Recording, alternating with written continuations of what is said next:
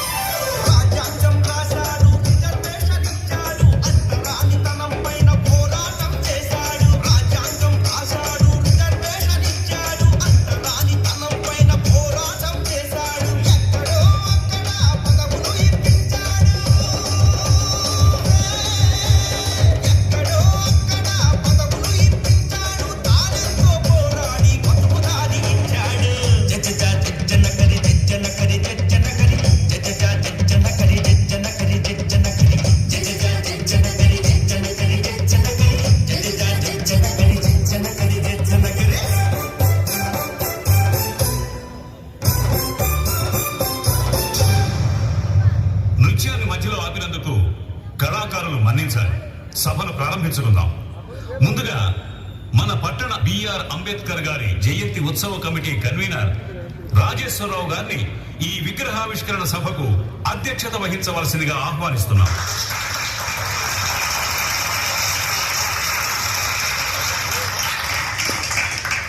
మరో ముఖ్య అతిథి ప్రముఖ సీనియర్ నాయకులు శ్రీ రాజారెడ్డి గారిని, సీనియర్ రాజకీయ నాయకులు నవీన్ చౌదరి గారిని, జేఏసీ నాయకులు మహేంద్ర గారిని, ప్రముఖ ప్రతిపక్ష నాయకులు లక్ష్మణ్ రావు గారిని వేదిక మీదకి ఆహ్వానిస్తున్నాం.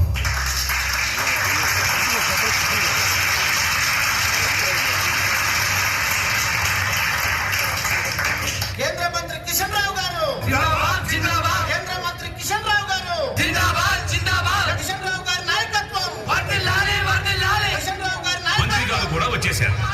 వెంటనే అధ్యక్షుల వారు సభను ప్రారంభిస్తారు. కేంద్ర మంత్రి కిషన్ రావు గారు. సభకు నమస్కారం. ఈ రోజు ఈ సభకు నేను అధ్యక్షత వహించటం నేను చేసుకున్న సుకృతం. భారతరత్న బాబాసాహెబ్ డాక్టర్ భీమ్రావ్ అంబేద్కర్ జయంతి ఉత్సవాలకు కన్వీనర్ గా నా జన్మ ధన్యమైంది. కేంద్ర మంత్రి మాన్యులు శ్రీ కిషన్ రావు గారు 4 మాటలు చెప్పి అంబేద్కర్ గారి విగ్రహాన్ని ఆవిష్కరించాల్సిందిగా కోరుతున్నాను.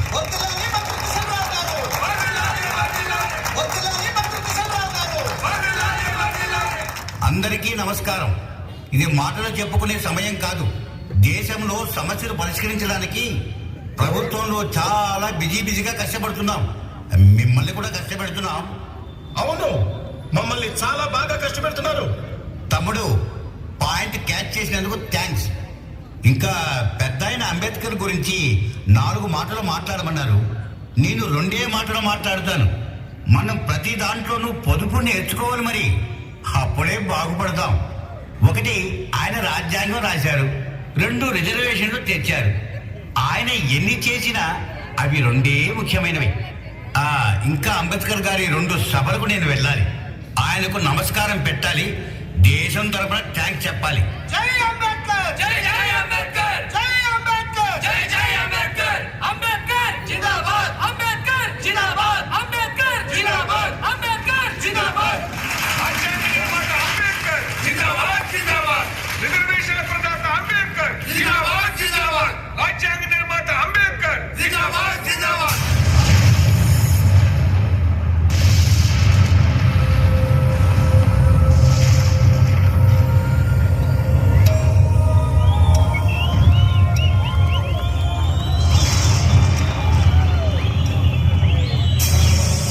ఇన్ని దశాబ్దాలుగా విన్న మాటలే మళ్ళీ మళ్ళీ విని విని చెవులు దిబ్బళ్ళు పడిపోయాయి.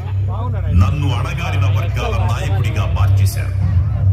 నేను ఈ దేశంలో నోరు లేని వాళ్ళకి నోరై పోరాడాను. పీడితుల కోసం, కార్మికుల కోసం, మహిళల కోసం, బీసీల కోసం, ఒక్కరేమిటి అణగారిన వర్గాలు, మైనారిటీలు అందరి కోసం పోరాడాను. నేను జీవితాంతం చేసినవి, చెప్పినవి, రాసినవి వదిలేసి నా మరణానికి ముందు చేసిన 2 పనులనే. రాజ్యాంగం రాశాడు, రిజర్వేషన్లు తెచ్చాడు అని. ఈ 2 ఇన్నాళ్లు చెప్పారు. ఇంకా ఎన్నేళ్లు చెప్తారు? ఉలుకు పలుకు లేకుండా ఇంకా నేను ఎన్ని శతాబ్దాలు అవే వినాలి? నాలో సహనం చచ్చిపోయింది. వీళ్ళు విగ్రహావిష్కరణ పేరుతో మిమ్మల్ని పిలిచారు.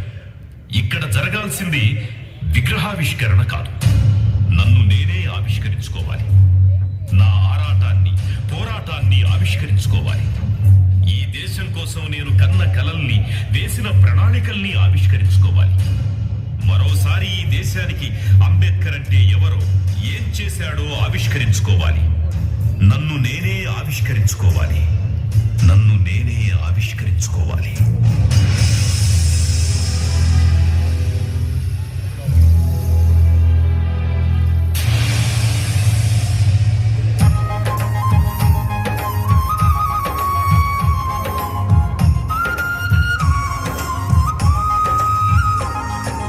యుగాల తరబడి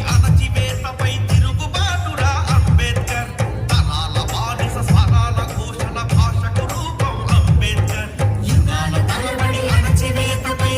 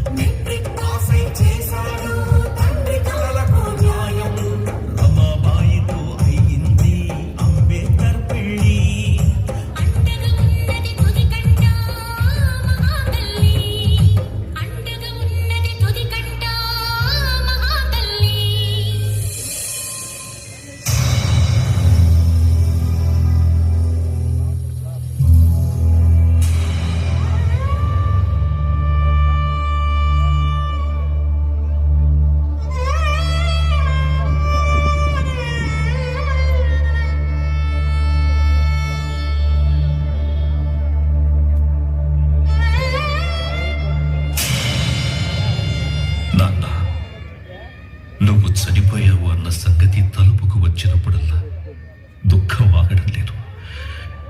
మన కుటుంబం కోసం, ముఖ్యంగా నా కోసం నువ్వు పడ్డ కష్టం నన్ను కలచివేస్తోంది. తిన్నావో తినలేదు, కంటి నిండా నిద్రపోయావో లేదు. ఉన్న ఒక్క దీపం దగ్గర నేను చదువుతుంటే నన్నే చూస్తూ ఎన్ని రాత్రులు గడిపావో. నా ఆరోగ్యం బాగోలేక 1 సంవత్సరం డిగ్రీ చదువు ఆగిపోతే ఎంత తల్లడిల్లిపోయావు. పెద్దలు కేలుస్కర్ గారి మాట సాయంతో బరోడా మహారాజు షాయోజీరావు గైక్వాడ్ గారు ఉపకార వేతనం ఇచ్చినప్పుడు నీ కళ్ళు మతాబుల్లా వెలిగిపోయిన క్షణాలు ఎలా నేను మర్చిపోగలను? నాకు బిఏ పట్టా వచ్చినప్పుడు నీ కళ్ళ నుంచి రాలిన కన్నీటి బొట్లు ఎప్పటికీ నాకు గుర్తుంటాయి నాన్న.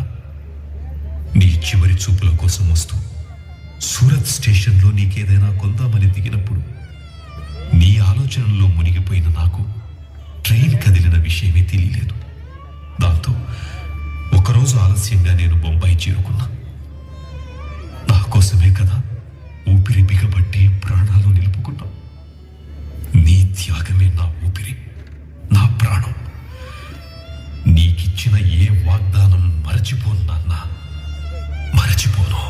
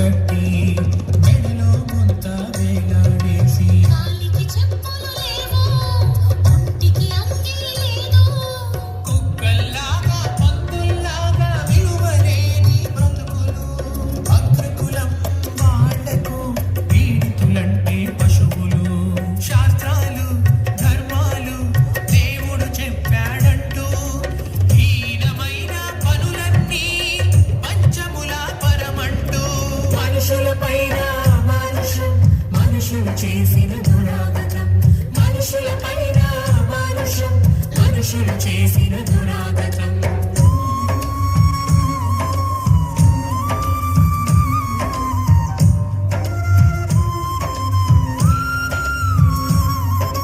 మాట మాటకు నోటి తీటతో మనసుకు గాయాలు కాలం కాచి యొక్కతో చేస్తారు దౌర్జన్యాలు మన అమ్మలు మన అక్కలు మన చెల్లెల మానాలు భూస్వాముల కామానికి దేవుని బహుమానాలు చదువు సంధ్యలు వారు మనకు చేశారు దూరం మతం పేరుతో ఆధిపత్యమే మను ధర్మాధారం మనుషులపైన మానుషం మనుషులు చేసిన దురాగతం మనుషులపైన మానుషం మనుషులు చేసిన దురాగతం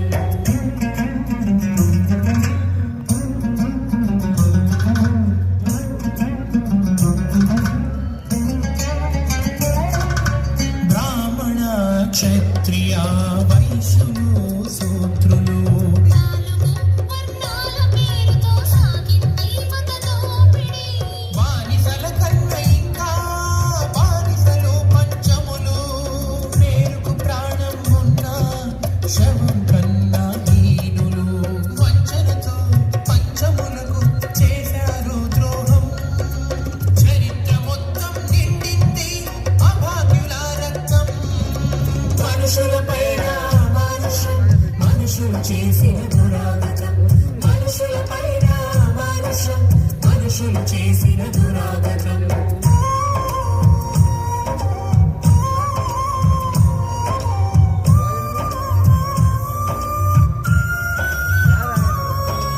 పని సులభం కోసం పుట్టాయి కదా వృత్తులు మను ధర్మం చేసింది కులం పేరుతో శాశ్వతం ముందే తెలియదుగా పుట్టే కులము ఎవ్వడికి అందరిలా పుట్టిన గాని అణిచివేత ఎందులకి పాపం పుణ్యం జన్మగత జన్మంతా మోసం మనలను అణిచి పెట్టేందుకు స్వర్గం నరకం మనుషులపైన మానుషం మనుషులు చేసిన దురాగతం మనుషులపైన మానుషం మనుషులు చేసిన దురాగతం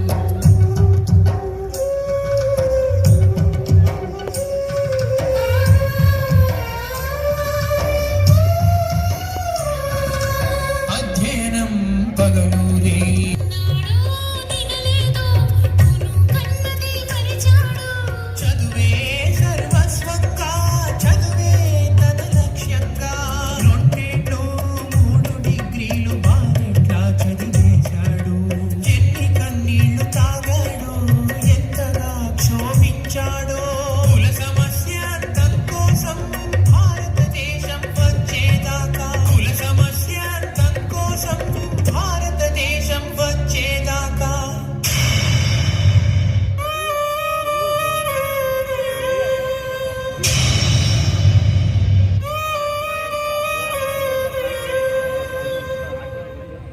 డాక్టర్ గారు ఇంకా రాలేదేంటి? వచ్చేస్తారులేమ్మా. అదిగో మాటలోనే వచ్చేసారు. అమ్మా మొన్న వచ్చినప్పుడు నేను రాసిచ్చిన మందులన్నీ వేశారా? వేశాం డాక్టర్. మందు వేసినప్పుడు జ్వరం తగ్గి తరువాత మళ్ళీ మళ్ళీ వస్తుంది. ఇప్పుడు ఒళ్ళు తెలియనంతగా జ్వరం, మూలిగే ఓపిక కూడా లేక అలా పడి ఉన్నాడు. రండి చూద్దు గాని. పోస్ట్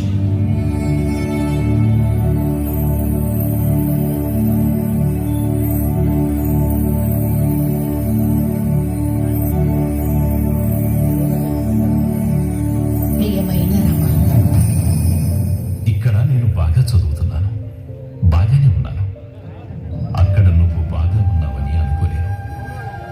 ఒకసారి ఎంత కష్టపడి డబ్బులు పంపించావో నాకు తెలుసు. నాకు తెలిసిన సమాచారం కన్నా నువ్వు ఇంకా ఎక్కువ కష్టాల్లో ఉన్నావని అనుకుంటున్నాను. ఇలాంటి పరిస్థితుల్లో నువ్వు బాగున్నావా అని అడగడం ఏమాత్రం న్యాయం కాదు. ఇక్కడ నేను ఒక్కపూటే తింటూ కాలం నెట్టుకొస్తున్నాను. ఉన్న పైసలు నిండుకుంటున్నాయి. అక్కడ నీ పరిస్థితి, ఇక్కడ నా పరిస్థితి నా మనసును శరీరాన్ని తులచివేస్తున్నప్పటికీ చదువును మాత్రం పట్టుదలగా కొనసాగిస్తున్నాను.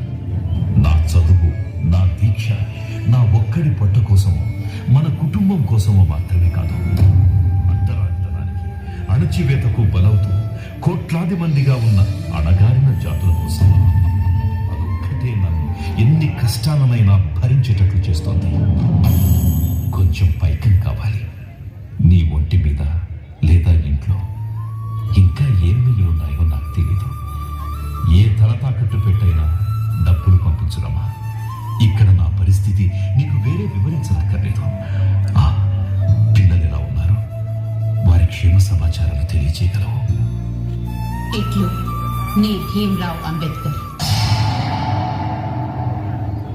అమ్మా, బాబుకి జ్వరం చాలా ఎక్కువగా ఉంది. మొన్న నేను రాసిన మందులు కూడా సగమే వాడారు. ఇప్పుడేం వాడాలో ఆమెకు చీటీ ఇచ్చాను. అర్జెంటుగా తండి. దానిలో రాసిన విధంగా వాడండి. ఏమాత్రం ఆలస్యం చేసినా ప్రాణానికి ముప్పు.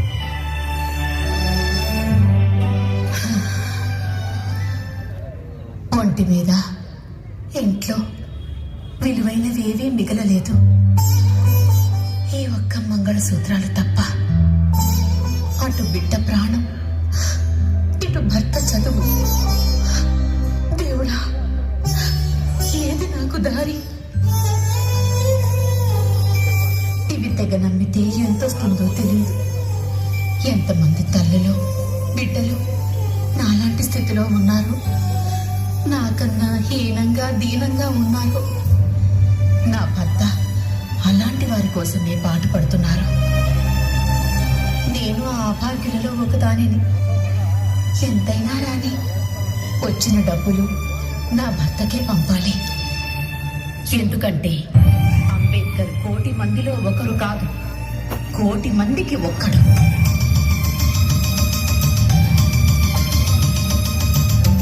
రమా, డాక్టర్ గారు మరీ చెప్పారు ఈ మందులు తెమ్మని. ఈ రమ ఎక్కడికి వెళ్ళింది? మందుల చీటీ నా దగ్గరే ఉంది. ఈ మనిషి ఎటు వెళ్ళిందో ఏమో. ఇక్కడేమో పిల్లాడి ఒళ్ళు కాలిపోతుంది.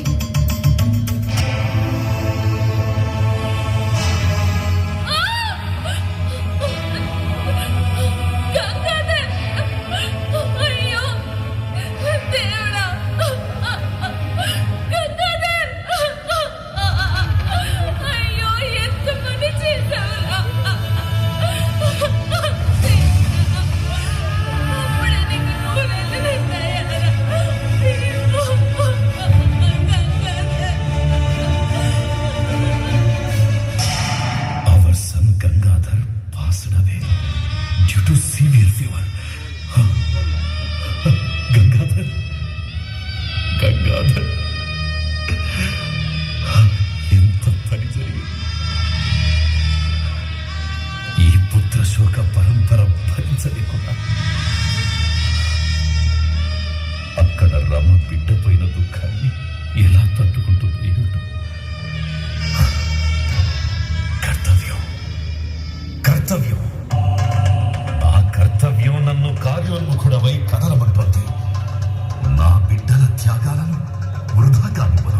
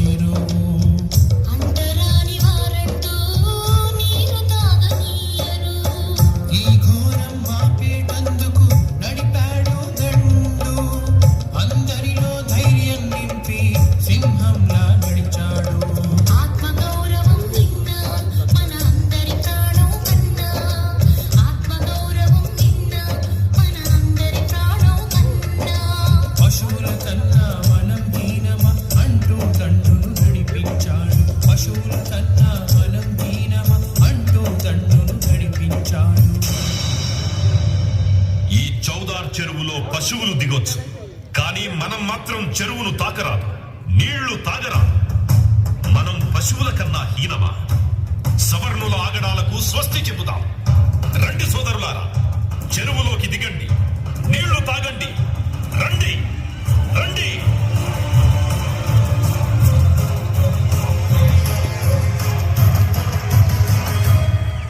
ఆహా, ఈ నీరు తాగుతుంటే ఎంత అద్భుతంగా ఉంది.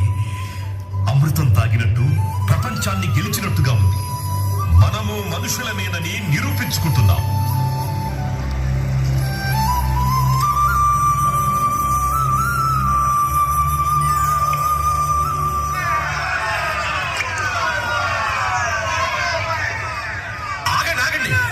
ఏమిటి దౌర్జన్యం? ఏమిటి దుర్మార్గం? ఏమిట్రా వీళ్ళతో మాటలు? కొట్టని కొడుకుల్ని, చెరువు మల్లం చేసిన వాళ్ళని ఎరగదీయాలి. ఒక్కరిని వదలకూడదు. కొట్టండి, కొట్టండి, కొట్టండి.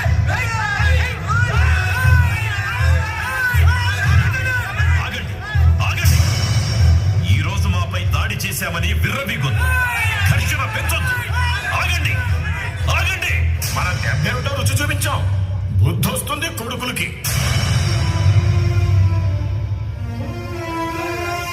బాబా బాబా, ఒక్కసారి ఊను.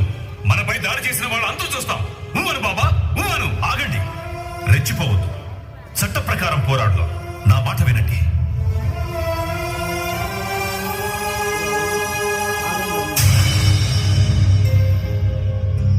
చారిత్రాత్మకమైన ఈ మహత్ పోరాటం అనంతరం దాడి చేసిన సవర్ణుల మీద కేసు నడిచింది. 5గురికి 4 నెలల కఠిన కారాగార శిక్ష పడింది.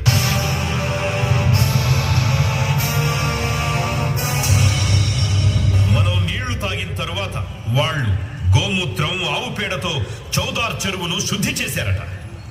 వాళ్ళ నోటికి హద్దే లేదు. మనం గొడ్డు మాంసం తింటామట, మనల్ని తాకరాదట. అంటరాని వాళ్ళు అంటూ నిరంతరం అవమానిస్తారు ఈ మనువాదు. అసలు అంటరాని వాళ్ళంటే ఎవరో తెలుసా? చెబుతాను వినండి. ఎక్కడి నుంచో ఈ దేశానికి వచ్చి దాడి చేసి ఆక్రమించుకున్న వాళ్ళు ఆర్యులు. ఆ దాడిని ఎదుర్కొని ఈ దేశం కోసం పోరాడిన వారు ఇక్కడి మూలవాసులు. ఆక్రమించుకున్న వాళ్ళు దేవతలుగా, ఎదిరించిన వాళ్లను రాక్షసులుగా మార్చేశారు. తిరగబడ్డ వాళ్లను ఊరి నుంచి తరిమివేసి పంచములు అని పచ్చబొట్టు వేశారు. దౌర్జన్యంగా వారికి నీచ వృత్తులు అంటగట్టారు. చదువుకు, జ్ఞానానికి వేల సంవత్సరాలు దూరం చేసి అంటరాని వాళ్ళు అంటూ ఎటూ కదలకుండా ఒళ్లంతా మేకులు కొట్టారు. లొంగిన వాళ్లను కలిపేసుకున్నారు. అధికారం, ఆధిపత్యంలో భాగం చేసుకున్నారు. ఈ దేశ రక్షణకు బలైన వాళ్లే మనువాదుల దృష్టిలో అంటరాని వాళ్ళు. ఏం దుర్మార్గం ఇది! దక్షిణాఫ్రికాలో తమకు జరిగే అవమానాలు గ్రహించే భారతీయులు స్వదేశంలో చేస్తున్నదేమిటి? ఈ సవర్ణులు మనల్ని అర్థం చేసుకోరు. మనల్ని అంటరాని వారిగా చూస్తే జరిగే ప్రమాదం ఏమిటో వాళ్ళకి తెలిసేలా చెయ్యాలి. యుద్ధానికి సిద్ధమైతే తప్ప మన హక్కులు మనం పొందలేం. మనమిప్పుడు సాంఘిక, రాజకీయ హక్కుల కోసం పోరాడాలి. బ్రతిమిలాడితే ఏ హక్కులు రావు. అవి పోరాడి సాధించాల్సిందే. నోరు లేని మేకల్ని బలిస్తారు, సింహాలను బలివ్వరు. గుర్తుంచుకోండి.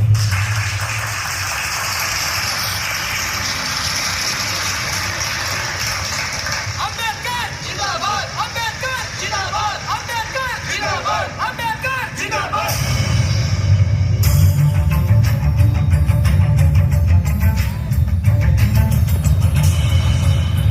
మహాజనులారా, ఇక్కడే చౌదార్ చెరువు నీళ్లు తాగాం. సవర్ణుల దాడిలో 20 మంది గాయపడ్డాం. మనపై దాడి చేసిన వాళ్ళకి శిక్ష పడ్డా వాళ్లలో ఏ మార్పు రాలేదు.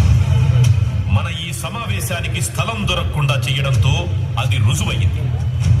ముస్లిం సోదరుల సాయంతో ఈ స్థలం దొరికింది.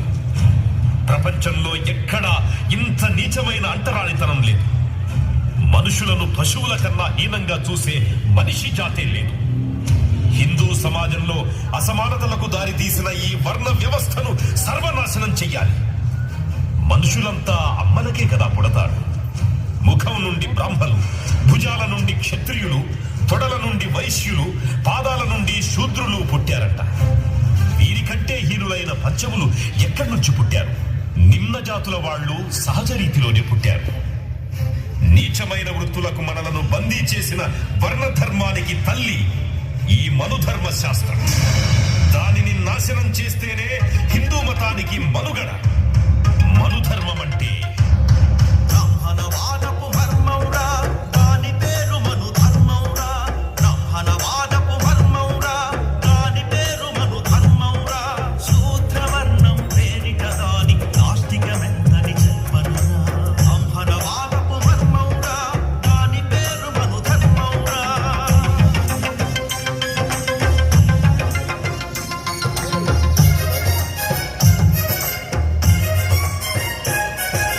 ఎవ్వరు నేరం చేసిన గాని ఒకటిగా ఉండాలి శిక్ష. అగ్రవర్ణాలు నేరం చేస్తే మను ధర్మమే రక్ష. కఠినమైన శిక్షలు మనకు దేవుని పేరిట రక్షణ వారికి. బ్రాహ్మణవాదపు మర్మౌరా దాని పేరు మను ధర్మౌరా.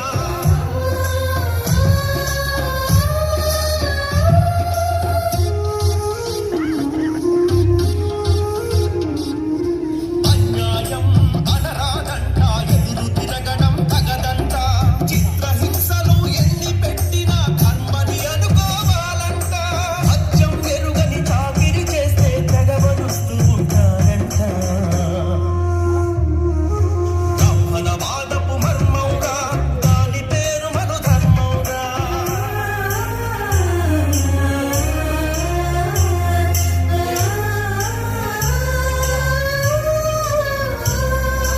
మన మానం మన ప్రాణం వారికి కట్టిపోచకం నాహీనం.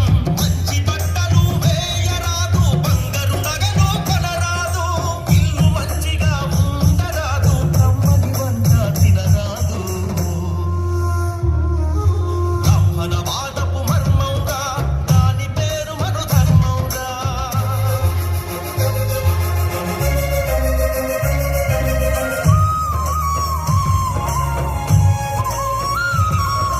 దేవుని తిన్నగా చూడరాదు, దేవుని పేరే తలువరాదు. శుచిగా స్నానం చేయరాదు, చెరువులు బావులు తాగరాదు. మాటలు వచ్చిన పశువులము ఎప్పుడవుతాము మనుషులు. బ్రాహ్మణవాదపు మర్మౌరా దాని పేరు మను ధర్మౌరా. ఇంత దుర్మార్గమైన మనుధర్మం వేల సంవత్సరాలుగా మనలను అణిచిపెట్టి ఉంచిన ధర్మశాస్త్రం. దీనిని అగ్నికి ఆహుతి చెయ్యాలి. కేవలం కాగితాల్ని తగలబెడితే మనుధర్మం నాశనం కాదు. మన జీవితాల నుండి, సమాజం నుండి శాశ్వతంగా తరిమి కొట్టాలి. ఇందుకు ప్రతీకగా మనుధర్మ శాస్త్రాన్ని తగులబెడదాం. వేల సంవత్సరాల ఆధిపత్యాన్ని బద్దలు కొడదాం.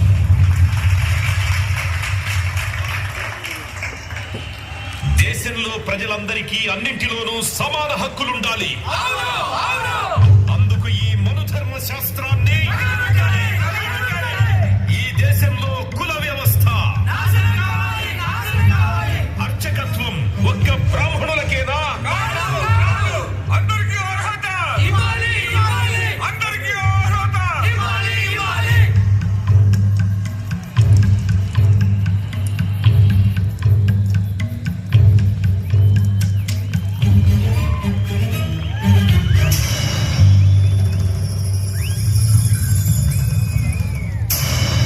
దేశం మొత్తం నిమ్న జాతుల ఉద్యమ ప్రభంజనం పెద్ద ఎత్తున వీస్తోంది.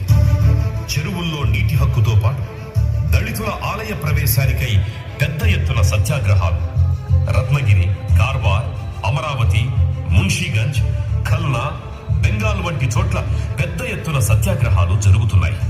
ఇప్పుడు నాసిక్ లో కాలారాం ఆలయ ప్రవేశానికి సత్యాగ్రహం ప్రారంభమై నెల రోజులయ్యింది.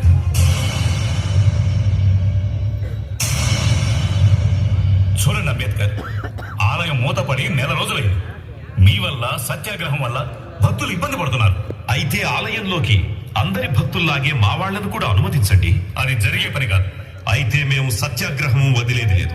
మీరిరువురు పంతాలకు పోతే, ఈ రోజు రథోత్సవం జరగకపోతే పెద్ద అపచారం జరుగుతుంది, అరిష్టం జరుగుతుంది. మధ్య మార్గంగా రథోత్సవం కోసం ఒక పరిష్కారం చెబుతా, తప్పక వినాలి మీరు. మధ్య మార్గం ఏదో చెప్పండి. మీ ఇరు వర్గాల్లో బలశాలురైన యువకులు సరిసమంగా రథాన్ని లాగండి. సమస్య పరిష్కారం అవుతుంది. ఏమిటి నేను చెప్పిన దానికి సమ్మతమేనా?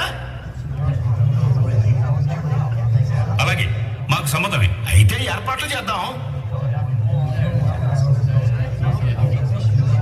మోసం మోసం, మనకు చెప్పింది ఒకటి, అక్కడ చేస్తుంది ఒకటి. పక్క సందులోంచి రథాన్ని సవర్ణులు తీసుకుపోతున్నారు. మోసం, అంతా మోసం. దీన్ని సాగనివ్వరాదు. ఆగు కండేకర్, ఆగు. మేము వస్తున్నాం. ఒక్కడిగా వెళ్ళకు. ఆగు.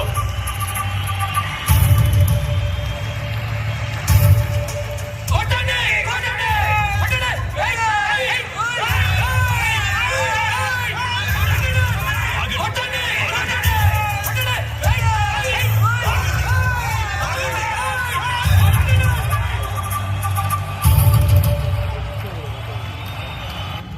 సవర్ణులు మోసం చేశారు. ఈ ఉద్యమం ఆగేది లేదు. మనలను రానివ్వని ఆలయం ఎలా తెరుస్తారో చూద్దాం. గాయపడ్డ వాళ్ళని ముందు హాస్పిటల్ కి తరలించండి.